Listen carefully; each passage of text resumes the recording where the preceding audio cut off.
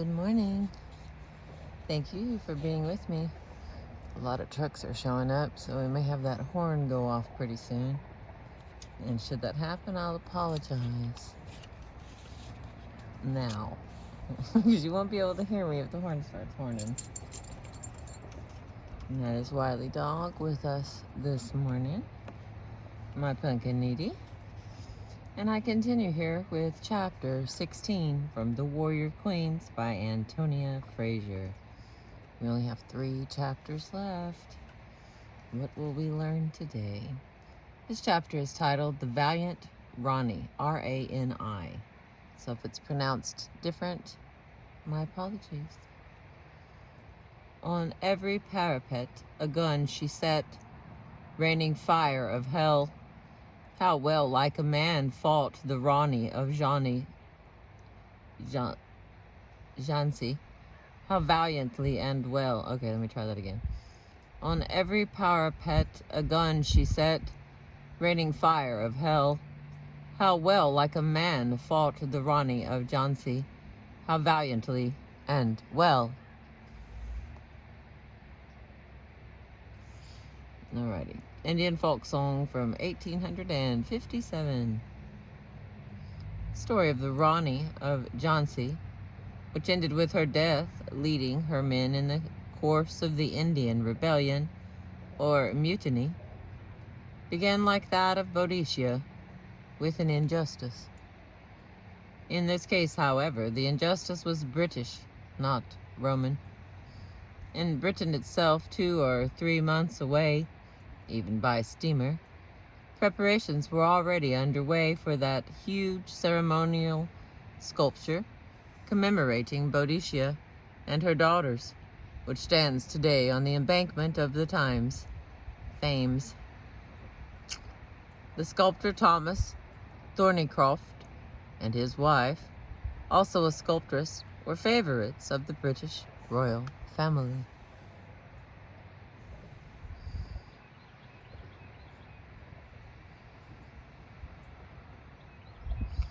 She had immortalized the young Princess Alice as Spring and the Prince of Wales as Winter. He had produced public pieces such as Alfred the Great, encouraged to the pursuit of learning by his mother, and an equestrian statue of the Queen. In 1856, under the patronage of Albert, the Prince Consort, who lent horses from his own stable as models and often visited the sculptor's studio to measure progress, Thornycroft embarked on the Boadician group. Hang on, let me get a witness in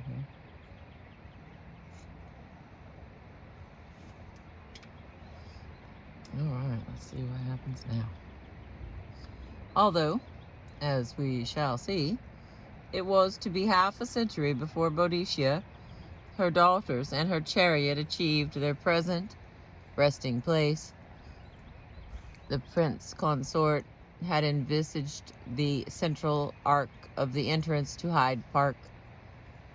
The accession of another queen regent, in the shape of Victoria, had had its predictable effect in drawing attention to Boadicia's fortunes. In the winter of 1859, the poet laureate Lord Tennyson read aloud to his wife what he described as a fiercely brilliant poem, constructed in an unusual and extremely difficult meter, adapted from the Latin of Catullus. That poem was titled Boadicea. Here's a little piece from it. Here's 4 lines. So the queen, Boadicea, standing lawfully charioted, brandishing in her hand a dart and rolling glances lioness-like, yelled and shrieked between her daughters and her fierce volupty, till her people all around the royal chariot agitated. ... The poem ended with a somber picture of the Roman colony awaiting the British Holocaust and reflecting in silence on their misdeeds which had brought it about. There's 4 more lines. Out of evil, evil flourishes. Out of tyranny, tyranny buds. Ran the land with Roman slaughter.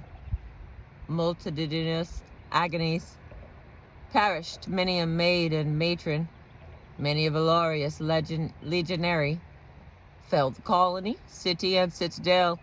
London, Verulium, Camalodunum. In truth, there was little real parallel to be drawn between Tennyson's loftily charioted, yelling and shrieking Boadicea and Victoria, whose own conception of being a warrior queen was more that of Maria Theresa.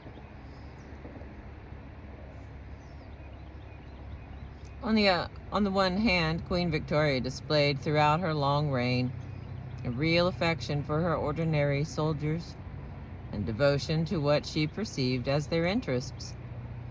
On the other hand, despite bursts of emotions, oh, if the Queen were a man, she was in no sense a warmonger.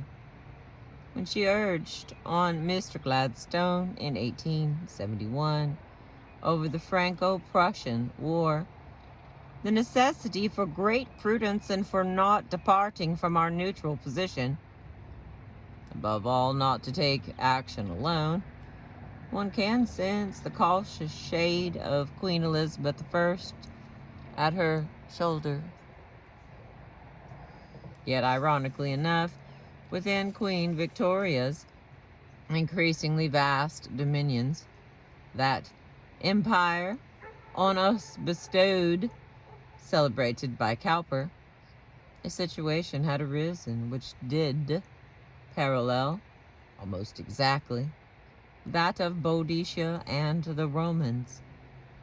At the time, the RANI of Jhansi was compared not to Boadicea, but to another very different warrior woman, Joan of Arc. Sir Hugh Rose, the British commander who finally defeated her at Gwalior, Gwalior, himself used the phrase, a sort of Indian Joan of Arc, to the commander-in-chief of the army, the Duke of Cambridge. Since Boadicea had now become a patriotic symbol of British rule, on the one hand, and an established queen, regent on the other, it was perhaps scarcely surprising that British contemporaries of the RANI did not note the similarities of their two stories. The parallels, however, were and remain remarkable. The injustice with which the story of the RANI of Jhansi began was not only dealt out to her by a dominant, occupying power of another race, but was also dealt out to her as a young or youngish widow. As with Boadicea, the RANI's exact date of birth is unknown. This was not a case of physical brutality, scourging, or rape, but there was a clear element of violation, according to Hindu law, in the way that RANI's claims to rule Jhansi in the name of her late husband's adopted son were ignored. I have always considered Jhansi among the native states of the Bundelkhand and as a kind of oasis in the desert. This was the verdict in his memoirs of Sir William Sleeman, long stationed at the court of the RANI's husband, Gangadhar Rao.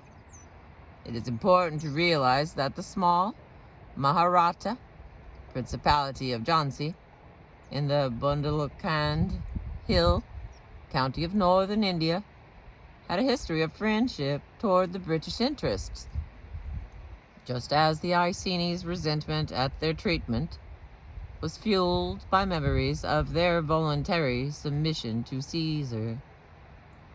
Jhansi had been razed by the British to princely status by that Treaty of 1817, which brought the Maratha Confederacy to an end, although its dynasty had in fact been sovereign for nearly 100 years. Thereafter, the Raja of Jhansi considered himself to be its independent and hereditary ruler, but he also inherited a tradition of benevolence towards and dependence upon the British government. In 1825, Gangahar Rao's grandfather, Ramachandra Rao, was granted the title of Maharaja, and devoted servant of the glorious King of England, George IV, for aiding the British against some rebels. When Gangahar Rao's own succession in 1838 was disputed within the family, the British backed his claim. Okay, I gotta pause for just a minute. I read a book, and it's somewhere in the playlist, and it's called, oh gosh, I think it's From Ants to Elephants. Elephants to ants. It's all about India, and it was just such an interesting book. Again, there's videos for you to play if you're interested in some of that, but they talk about this last name Rao, R-A-O, and there's a person who does a lot of who assists in the changing of India, which is quite an outstanding accomplishment, and he just sneaked around and talked all the time in large groups. But that book is on here somewhere if you're interested in a little bit more about the India. Seems a lot of our current U.S. Strategy is copying India, so it might be a historically beneficial read, should you be interested. I like how a lot of these things I've read just keep tying back together. Okay, that was my sidebar with Crystal. Thank you very much. I continue on page 274 of chapter 16. Prosperity and peace followed for Jhansi, in both cases assured by the efficient supervision of British officials. Gandhar Rao himself liked to spend his time in the theater, both directing and acting. He played female parts and was reputed to wear female dress off stage as well. Not necessarily for these reasons alone, Gandhar Rao was believed to be homosexual. But that, as it might, it was more to the point that he did not manage to produce an heir. His first wife died childless. In 1842, Gandhar Rao married again. His bride was she who would be known to history as Lakshmi Bai, the Rani of Jhansi. Lakshmi Bai was probably born in about 1830. Estimates vary between 1827 and 1835, with the British authorities tending to go for the earlier and the Indians for the later figure. Her original name was Manu Karanika, one of the many names of the holy river Ganges, and she was brought up in the wing of a palace in Benares, in the south bank of the great river itself.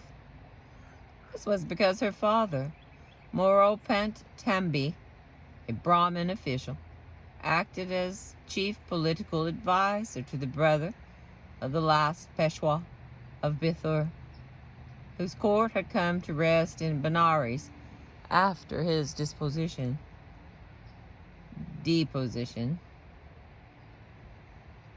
A web of legends surrounds the childhood of little Manu.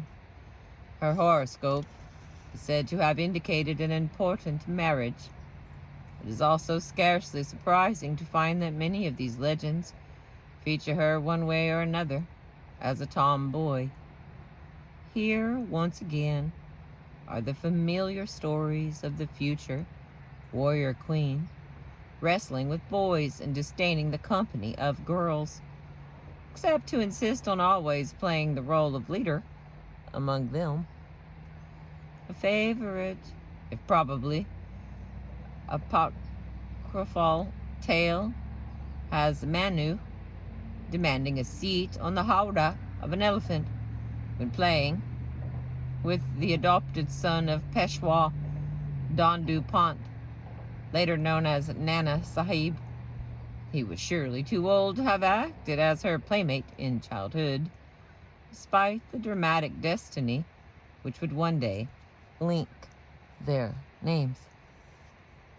The little girl was rebuked for her presumption. "You were not born to ride on an elephant," at which the future Rani shouted at the future Nana Sahib, "I'll show you. For your one elephant, I will have 10. Remember my words." I think I knew that little girl. I think I've met her like a couple thousand times in my life. "I'll show you. For your one elephant, I'll have 10. Remember my words." I think there's probably. Sorry, I got distracted there thinking all the brothers that I have. How that attitude just pours out sometimes. I think anything more than one brother is largely too many, but I have a lot of them. I have almost a dozen. I think I was triggered. I think that's what that's called, when you make yourself laugh. All right, I continue. On a more elevated level, Lakshmi Bai's convenient birth in the very lap of Mother Ganges meant that her birth could later be imbued with a religious significance. Here was the pure incarnation of the sacred river, come to save India by destroying the heathen British. On this level, she was said to have been an assiduous attender at the temple of Vishwashwar with her parents. Future places of pilgrimage were being provided. Her pride in the Hindu religion underlined. A typical story told of the Rani at the height of her triumph had her encountering a Brahmin by a well, and in spite of her thirst, refusing to let him pull up the clay pot for her. "You are a learned Brahmin, and it does not benefit you to do this. I will do it myself." Concerning the Hindu religion, she informed the Brahmin, "For this I have sacrificed all attachment for wealth, life, everything."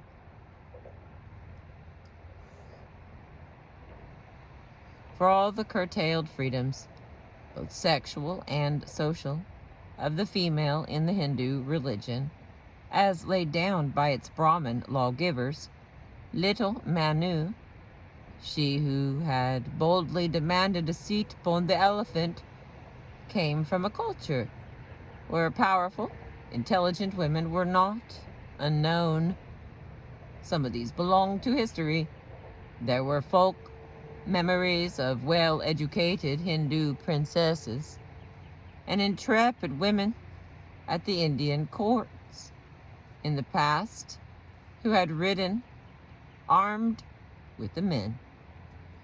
After her death, the Rani would indeed be described to Queen Victoria by Lady Canning, her former lady-in-waiting, now wife of the Governor-General of India, also having kept up the tradition of the Maharata women for being both brave and clever, although this particular Maharata woman had been wicked as well. Even within the confines of the Hindu religion itself, There were sundry menacing goddesses whose mythical behavior hinted at a very different female nature from that of the gentle and unselfish Sita. This was the heroine of the Ramayana epic, who, having been abducted forcibly, was repudiated by her husband, only to prove her continuing love for him and her virtue by immolating herself in fire. The goddess Durga, for example, wife of Siva, although seen as basically benevolent and maternal, and endowed with a serenely beautiful face, also displayed a remarkable capacity for aggression. With the help of her 10 arms, each bearing a different weapon, and her 8 accompanying demonesses, it was to Durga riding on her tiger that Miss Gandhi, in her turn, would sometimes be picturesquely compared. As for another version of Siva's wife, the much venerated goddess Kali, the Black One, here was the force of destruction, represented in its most terrifying forms: 4 arms, ending in blood-stained hands, fang-like teeth, and protruding, blood-dripping tongue. Where the powers of women were concerned, the unconscious influence of Hindu mythology was underlined by public Indian example. Moreover, roughly contemporary with the Rani herself were 2 remarkable Indian Muslim female rulers. One of these, the Begum of Bhopal, was described to Queen Victoria by Lady Canning in 1861 as a really clever, upright character. She looked after the affairs of her country herself and ruled it admirably. No one disputes her power or her justice. When the Order of the Star of India was founded, the Begum of Bhopal was one of the 25 knights appointed to it.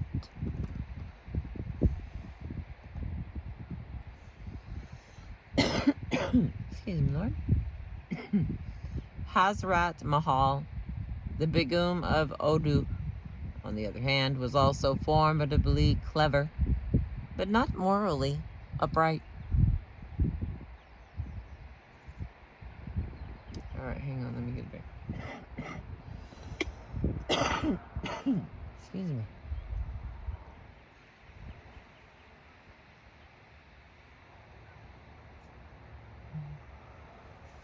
This is a really long chapter, so I'm hoping that we get at least halfway through it today as we roll along here. Okay. John Lowe of the East India Company called her one of those tigress women, more virile than their husbands, who, when finding themselves in a position to gratify their lust for power, have played a considerable part in Oriental history. Yet the courageous part played by the Begum as Queen Regent in the defense of Lucknow against British attack could not be denied.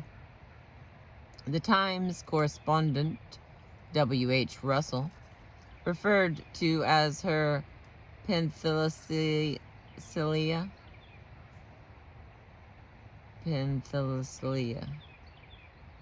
an Amazonian image confirmed by the female sepoys who guarded the entrance to the Begum's harem, wearing military jackets and white duck trousers with muskets and bayonets, cross belts, and cartridge boxes.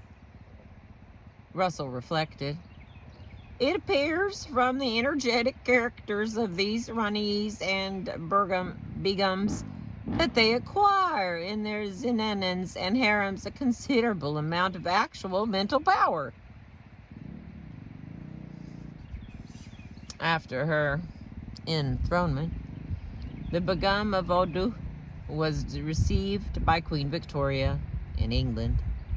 It was a development greeted with angry cynicism by Ernest Jones, the chariotist poet and leader.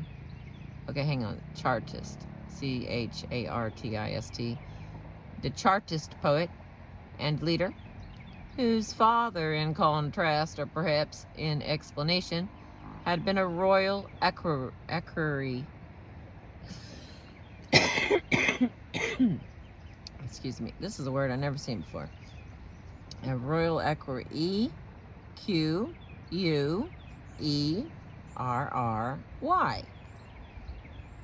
I have never seen that word before. Woo! Good day, huh? Starting off with new stuff. Despite the Begum's notorious peccadillos, once she had been dethroned, had exclaimed, moral scruples had been thrown out of the window in face of her rank, and the dusky royalty hobnobs with the pallid. One might look at it from another angle and see in Queen Victoria's persistent welcome to various Indian royalties her attractive lack of racism, in the sense that so many British people of the time practiced it.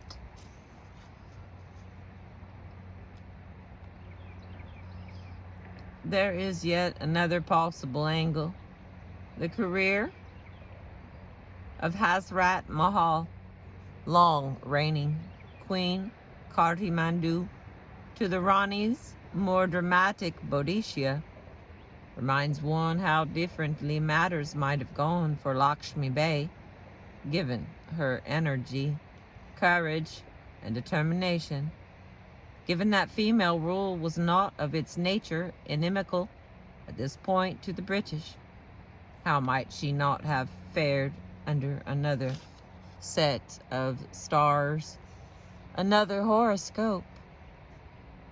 As it was Mana Karinaka who took on her marriage the name of Lakshmi, the lovely goddess of fortune and prosperity, would one day be transformed further into powerful Durga, riding upon her tiger, and even maybe blood-stained Kali herself.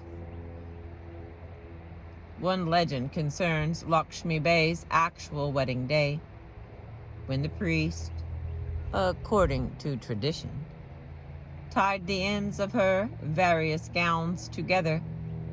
The bride shocked those present with her boldness.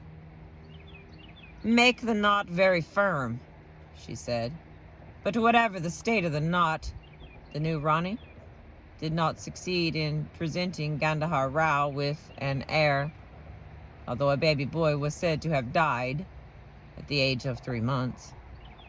Then in 1853, Gandhar Rao fell seriously ill.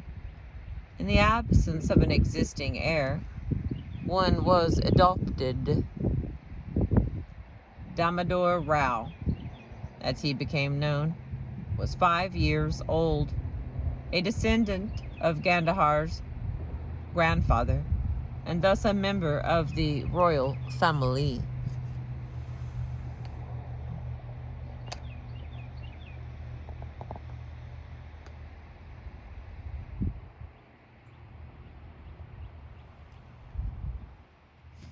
The ruler now proceeded to dictate his will and have it read aloud to Major Ellis, the British political agent in Jhansi. "Should I not survive, I trust that in consideration of the fidelity I have evinced toward the British government, favor may be shown to this child, and that my widow during her lifetime may be considered the regent of the state, Malika, and mother of this child, and that she may not be molested in any way. Major Ellis replied that he would do everything possible to bring this about. The substance of this will was then repeated in a letter to Major Malcolm, the political agent for Gwalior, and the Bundelkhand, in which Kandahar Rao referred once more to the treaty which had guaranteed the throne of Jhansi to Ramachandra Rao and his heirs and successors. Kandahar Rao died on 21 November 1853. Not long afterwards, the Governor-General of India, the Marquis of Dalhousie, announced that under the policy of lapse, Jhansi was to be annexed by the British government. That is, since Kandahar Rao had left no heir or successor, adoption did not count. The state of Jhansi reverted by treaty to the East India Company, no longer an independent corporation, but largely under governmental control. The only possible defense of Dalhousie's policy of lapse in this instance is that of expediency, if defense it be. Certainly, expediency had long been the watchword of the East India Company. When the possibility of annexation arose, to that extent it could be argued that Dalhousie was only implementing a policy which others had conceived. But if Dalhousie's policy had its roots in the past, it was also to cast its black shadow upon the future. Dalhousie had already annexed Satara in 1847, the year of his arrival in India. On the same grounds of lapse, once again there was the question of an adopted heir. This move, too, had aroused deep resentment and also bewilderment. The resentment was due to the unfair prohibition of a practice, adoption, allowed by Hindu law. The bewilderment sprang from the known religious significance of adoption in the Hindu religion.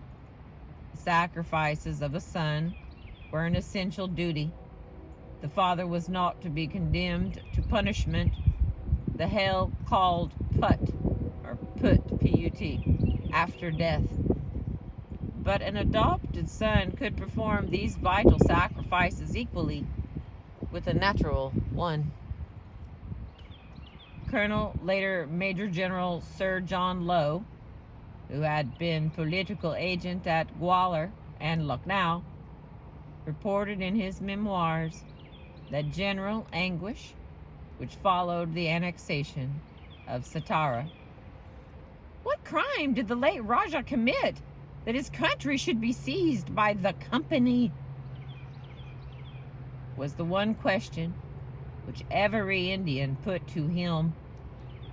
Similarly, in Jhansi in 1853, little Damodar Rao was unarguably the late ruler's son. In Hindu law, as such, he was surely his successor under the terms of the earlier treaty. To regard him otherwise was so ungenerous, and being so ungenerous, so unwise. These were the terms which would be used by the distinguished British military historian Sir John Kay, who worked for the East India Company and later the India Office. In his History of the Sepoy War in India, 1857 through 1858, published in 1880.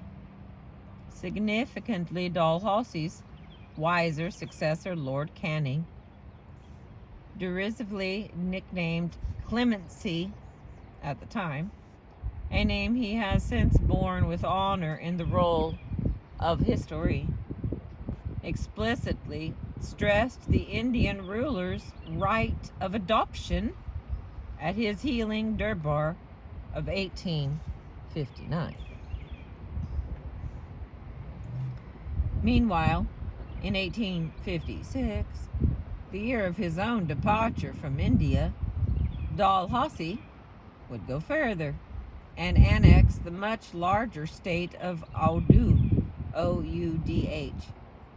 As early as 1848, he had described it as being on the high road to be taken under our management. On this occasion, the pretext was not the lack of heirs to the Nawab. There was an heir, but the Nawab's numerous transgressions against its subjects. It was a rather more sympathetic excuse. Nevertheless, an Indian ruler had once again been removed. A leading Indian historian of the events of 1857 has judged Dalhousie's policy of annexation as one of the main contributory facts to the rebellion, and perhaps the most decisive one.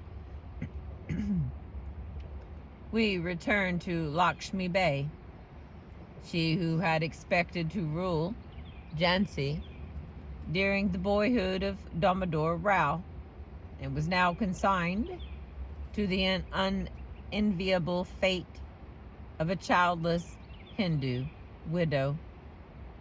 Was she perhaps inadequate to the task of the regency, at least in the view of the British? But only a week after Gandhar Rao's death, the political agent Major Malcolm wrote that his widow, in whose hands he has expressed a wish that the government should be placed during her lifetime, is a woman highly respected and esteemed, and I believe fully capable of doing justice to such a charge. Other witnesses confirm that the Rani comported herself as a brave-minded woman had to do in her position, being in herself quite capable of discussing her affairs with a committee or a government. Moreover, her behavior was perfectly discreet. She kept purdah where the British were concerned, although not at home. Later, she would indeed encourage women to take part in the defense of Jhansi. Her life was disciplined in the extreme. She would rise at 3 a.m., supervise work in the political and military offices, and then at her court listen to religious readings. One is reminded indeed of the application and austerity of another female ruler called from a secluded life to greatness, Isabella of Spain. All this time, the Rani was hoping, even perhaps expecting, that the terms of Gandhar Rao's will would be allowed to prevail. Excuse me.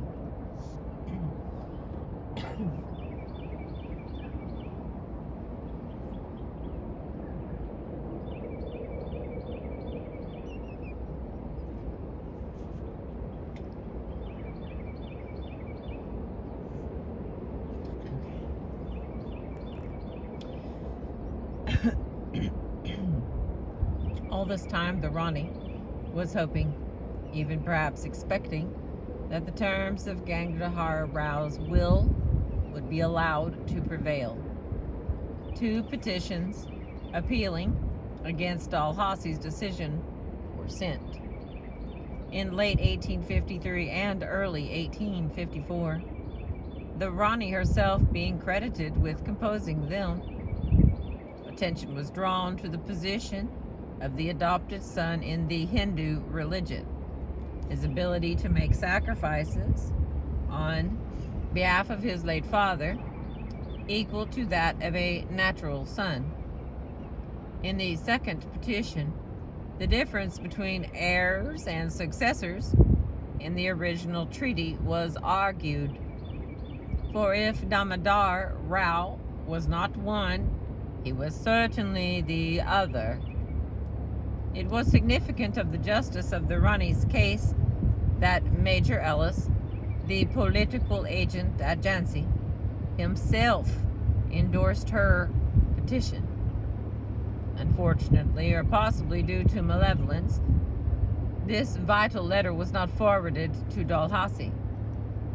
For Major Malcolm, who did not choose to forward it, now believed the petition should be refused. Dalhousie's decision was dated 27 February 1854. Adoption, he considered, was valid only in the case of sovereign princes, and he held firmly to Jhansi's dependent status, an argument which has since been convincingly demolished by Indian writers.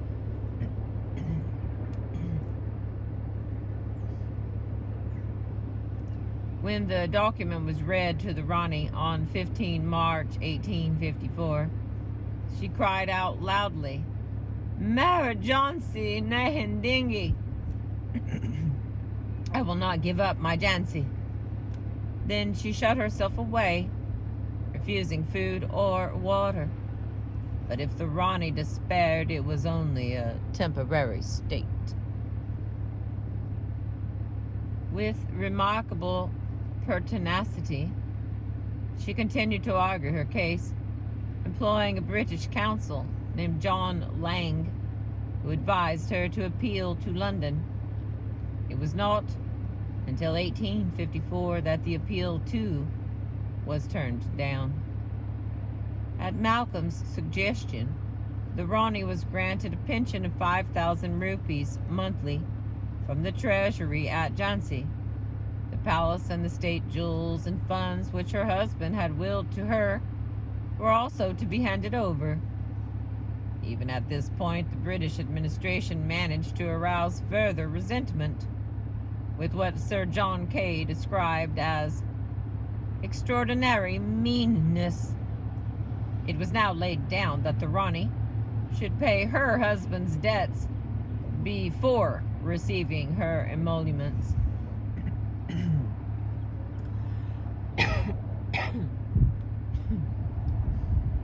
So the Rani, with no other choice before her, fell back for the next 3 years into private life. Dalhousie left India. He once told a correspondent in England, whom he termed his safety valve, of his feelings about the great subcontinent he ruled. "I don't deny that I detest the country and many of the people in it. I don't proclaim it, but I don't doubt that my face does not conceal it from those I have to do with." It was not likely that such a man, one who would come out of his dying coma in order to learn the score in the Eton and Harrow cricket match, would spare much thought for the feelings or resolves of an obscure Hindu widow. Jhansi itself, like its Rani, was judged unimportant for the future. Its prosperity inevitably declined with the disappearance of the princely court. Another brisk British judgment from the centre was the discontinuance of the state revenues paid to the temple of Lakshmi just outside the city.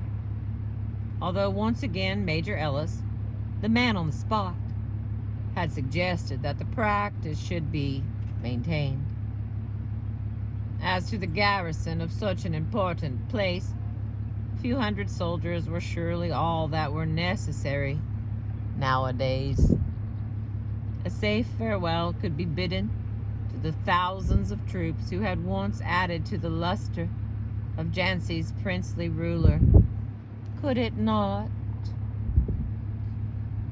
In 1855, the year before Lord Canning arrived in India to replace Dalhousie, he gave a speech in London to the Court of Directors of the East India Company. It contained this remarkably prophetic passage: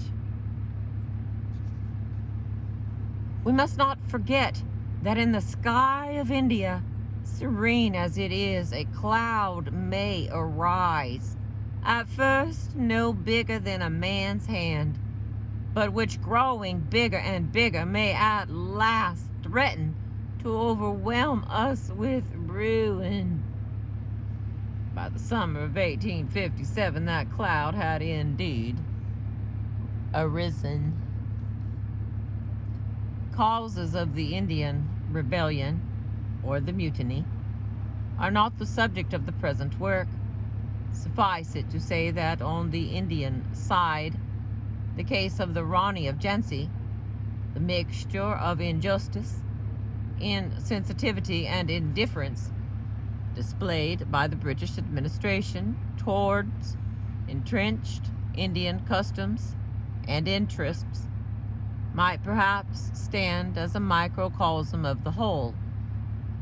On the British side, the case of the Jhansi itself, the unexpected uprising of supposedly loyal troops, coupled with the treacherous slaughter of British women and children, as well as soldiers and officials, might equally stand for what was most dreadful in India, wherever the mutiny occurred. Canning's words were prophetic. They had not, however, prepared him for the event itself.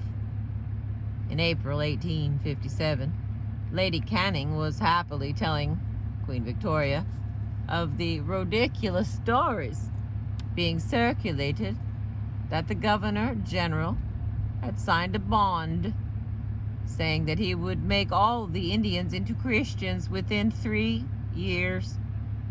She added that there was an odd, mysterious thing going on, still unexplained, by which she referred to the circulation of some native chapatis, or biscuits, from district to district.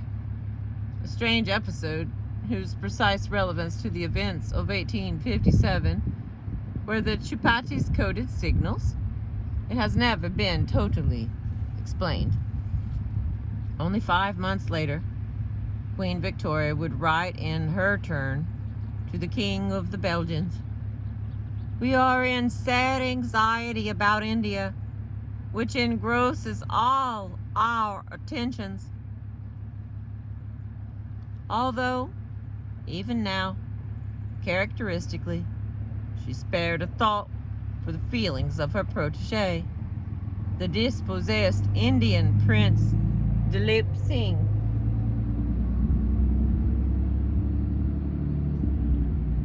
who had been virtually raised with her own sons. What can it be for him to hear his fellow countrymen called fiends and monsters?" In keeping with its reputation for pro-British tranquility, Jhansi was not in the forefront of the rebellion. As late as 18 May, following the first weeks of disruption elsewhere, Captain Skeeny, the political and administrative officer of Jhansi, was able to write, "I do not think there is any cause for alarm about this neighborhood."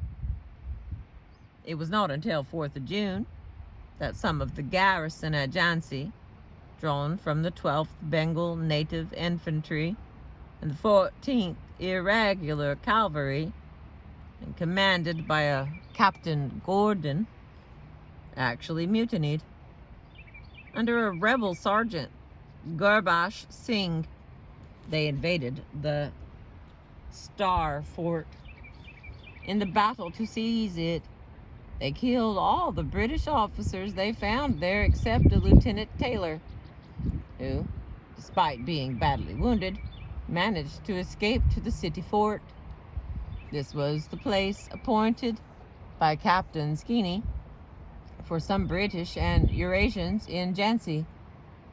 Some 60 people, all told, over half of them women and children, to take refuge.